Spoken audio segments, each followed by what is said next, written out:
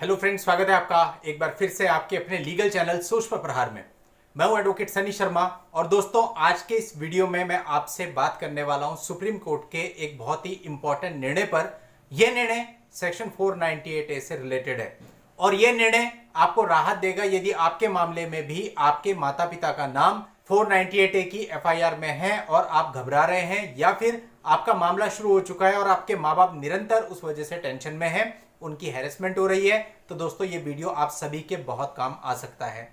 दोस्तों आज की इस वीडियो में मैं आपको इस जजमेंट की पूरी जानकारी देने वाला हूं जो कि निश्चित रूप में आपको हेल्प करेगी। और आगे बढ़ने से पहले आपसे कहना चाहूंगा कि यदि आपने अभी तक भी इस चैनल को सब्सक्राइब नहीं किया है तो चैनल को सब्सक्राइब करके नोटिफिकेशन बेल पर जरूर क्लिक कर लें ताकि जब भी मैं आप लोगों के लिए इस प्रकार की कोई वीडियो लेकर के आऊं उसकी जानकारी आपको सबसे पहले मिले। तो चलिए दोस्तों पूरे मामले को जानते हैं। यहां पर दोस्तों हस्बैंड की दूसरी शादी थी और जो पहली वाइफ उसकी थी उससे उसको 2 बच्चे थे। अब दोस्तों कई बार ऐसा होता है कि आदमी ये सोचता है कि मेरे साथ कुछ गलत हो गया है, मेरा डाइवोर्स हो रहा है या फिर केसेस चल रहे हैं 498A के या और कोई, तो समझता है कि मैं किसी तरह से इससे बाहर आ जाऊं। और मैंने ऐसे भी बहुत सारे लोग देखे हैं कि वो पूरी तरह से बाहर भी नहीं आए होते और वो किसी और रिलेशन में जा चुके होते हैं। भाई ये क्या गारंटी है कि जिस दूसरे रिलेशन में आप जा रहे हो वहां पर आपके साथ ऐसा नहीं होगा। और अगर गलती से भी हम उनको ये एडवाइस करते हैं कि भाई देख लो अभी से प्रोटेक्शन ले लो, कहीं ऐसा ना हो कि जो आपका पहले वाले मामले में हुआ है वही दूसरे वाले मामले में हो, तो कहते हैं नहीं सर हमें तो पूरा भरोसा है, वो तो ऐसा कर ही नहीं सकती। तो दोस्तों ये आपके दिमाग की गलतफहमी है, क्योंकि जब हम किसी से प्यार करते हैं तो उस समय पे हमें उसकी बुराइयां नहीं दिखती, लेकिन जब आप साथ में रहना शुरू करते हो तब धीरे धीरे हमें पता चलता है कि सामने वाले की क्या कमियां हैं। और ऐसे एक नहीं अनेकों मामले भरे पड़े हैं जहां पर हस्बैंड बहुत मुश्किल से पहले विवाह से बाहर आया और वो दूसरी रिलेशन में एंट्री कर गया और फिर दूसरी वाली ने उससे भी ज्यादा उसकी रेल बना दी। तो दोस्तों आपके साथ भी कहीं ऐसा ना हो जाए, क्योंकि यदि आप किसी लव अफेयर में होते हो तो वहां पर तो आप एक खुमारी में होते हो, आपको ये लग रहा होता है कि इससे अच्छा कोई दूसरा है ही नहीं और अब जो पहले हो गया अब ऐसा नहीं होगा। लेकिन दोस्तों ऐसा नहीं है। हो सकता है आपकी लाइफ दूसरी बार में स्मूथ चले, लेकिन ये जरूरी नहीं।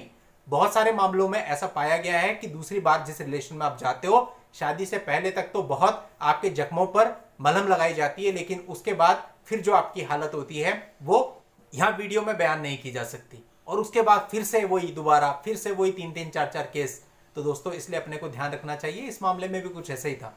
अब जब वो दूसरे रिलेशन में गया वहां पर भी वाइफ से नहीं बनी, और जब वाइफ से नहीं बनी तो वाइफ ने उस पर और माता पिता पर 498A सेक्शन 34 406 IPC में एक मुकदमा दर्ज करवा दिया।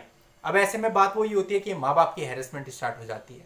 तो इस मामले में दोस्तों जो पत्नी थी उसने अपनी सासू मां पर इल्जाम लगाया कि उन्होंने उसको किक मारी और वो डाइवोर्स की धमकी उसे देती है कि मैं अपने बेटे से तेरा डाइवोर्स करवा दूंगी।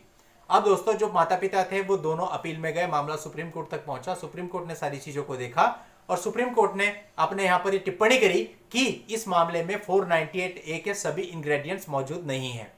यानी दोस्तों 498A कब बनता है? पति और उसके रिश्तेदारों के द्वारा की गई क्रूरता।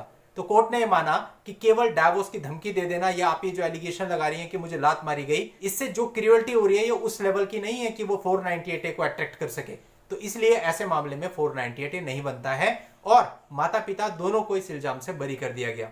तो दोस्तों अगर आपके माता पिता का भी नाम है तो आप भी ऐसे जजमेंट का लाभ उठा सकते हैं यदि आपके मामले की परिस्थितियां सेम है। जजमेंट का लिंक आपको वीडियो के नीचे डिस्क्रिप्शन में मिल जाएगा, वहां जाके जजमेंट को डाउनलोड कर लीजिएगा। लेकिन वीडियो खत्म करने से पहले आपसे फिर से एक बार कहना चाहूंगा कि दूसरी इनिंग थोड़ा सोच समझ के खेलिए। पहली में आउट हो गए हैं, दूसरी में छक्का मार देंगे ऐसा जरूरी नहीं है। हो सकता है दूसरी में भी 0 पर आउट हो जाए या क्लीन बोल्ड हो जाए। तो दोस्तों आज की इस वीडियो में बस इतना ही। नेक्स्ट वीडियो में नई लीगल जानकारी के साथ मैं आपसे फिर मिलूंगा। तब तक के लिए goodbye and thank you for watching. Take care.